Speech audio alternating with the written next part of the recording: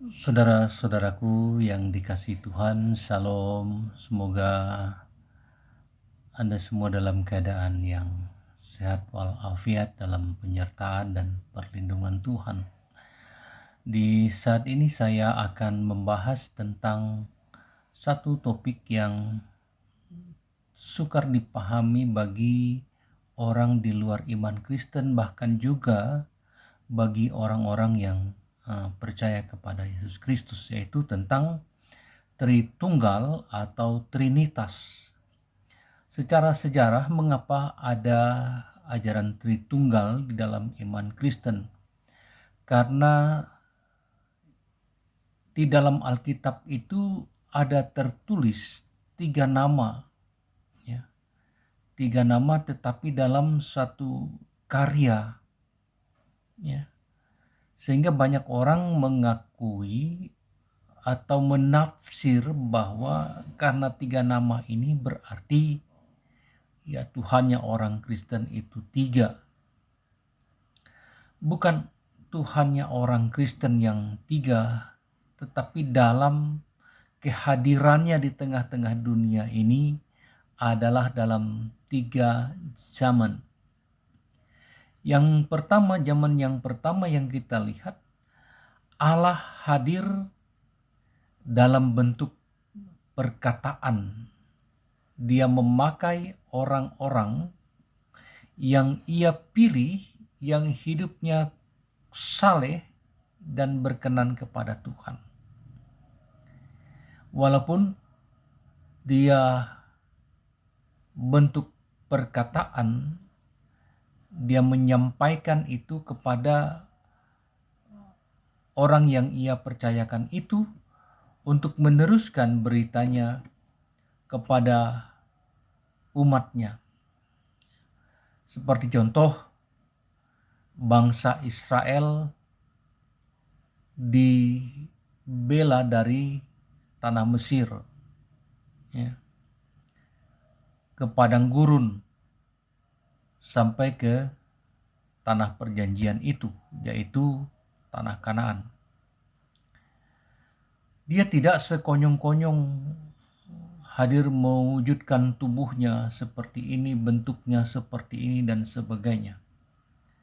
Karena itu orang Kristen disebut Allah Bapa, Allah yang menciptakan seluruh jagat raya ini sebelum segala sesuatu diadakan, dan Dia sudah ada, dan segala sesuatu yang diadakannya itu akan hilang sirna, tetapi Dia tetap ada. Itulah mengapa dikatakan Allah Bapa. Allah Bapa itu menunjukkan wibawa, Bapa yang berwibawa, yang punya harkat martabat yang luar biasa.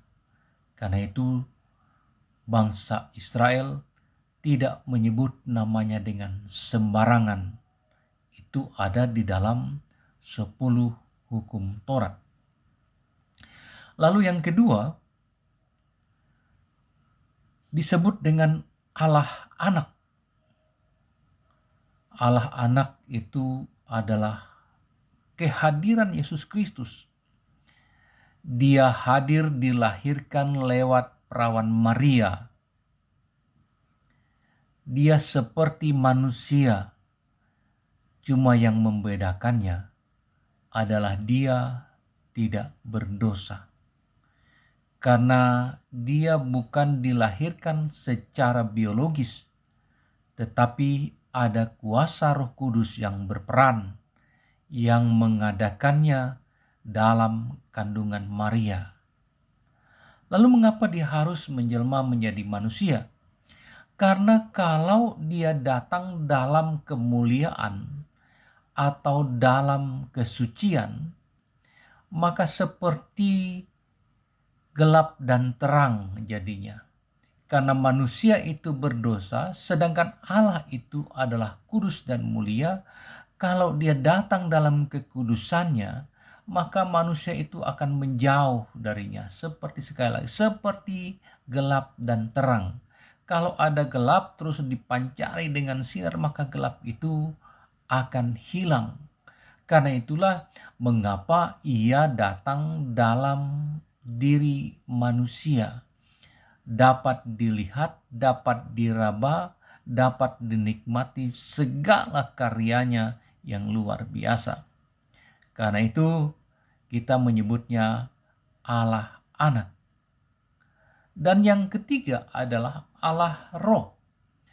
Sekarang kita tidak lagi mendengar suara Tuhan seperti bangsa Israel keluar dari tanah Mesir. Sekarang kita tidak lagi bisa melihat wujud Yesus itu bagaimana. Kita tidak bisa memegangnya dengan indera kita. Tetapi janjinya ia akan mengirim Roh Kudus kepada manusia untuk menyertai manusia, untuk menghibur manusia dalam kesusahan.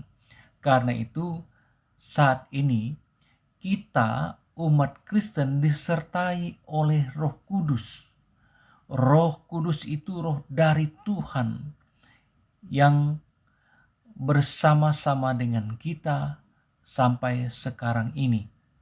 Karena itu kemanapun kita pergi dan berada, hendaknya minta kuasa Roh Kudus untuk menyertai perjalanan hidup kita, agar kita aman dari segala kuasa kegelapan, roh-roh jahat, iblis dan sebagainya. Karena kita punya Roh Kudus yang berkuasa atas kehidupan kita semua. Karena itu mengapa orang Kristen memakai Allah Bapa, Anak, dan Roh Kudus. Ya, bukan berarti dia 3 oknum yang berbeda, tetapi dia adalah tampil atau ada atau hadir di tengah-tengah dunia ini dalam masa yang berbeda, dalam wujud yang berbeda. Nah, yang susah diterima oleh saudara-saudara kita, kok Tuhan jadi manusia? Kalau kita paham tentang Tuhan yang Maha Kuasa, maka dia bisa menjadi apa saja dalam ciptaannya, karena ia benar-benar berkuasa. Dia mau jadi badai, dia mau jadi tiang awan, dia mau jadi tiang api, atau dia mau jadi manusia. Manusia tidak bisa membatasi karya Tuhan dalam dunia ini. Yang terbatas itu hanya pikiran kita, hanya kemampuan kita yang sangat terbatas. Tapi Tuhan tidak tak terbatas. Itulah arti mengapa Tritunggal ada. Karena ada nama-nama yang 3 itu, maka tokoh-tokoh atau bapak-bapak gereja merumuskan ada istilah Tritunggal. Kalau kita mencari di Alkitab istilah Tritunggal, sampai kita bongkok, sampai kita mati, kita tidak akan temui. Tapi nama Bapa, Anak, dan Roh Kudus itu ada di dalam Alkitab. Karena itu, itulah dirumuskan Tritunggal, sehingga kita paham mengapa ada Tritunggal di dalam ajaran iman Kristen. Tuhan Yesus memberkati kita. Amin.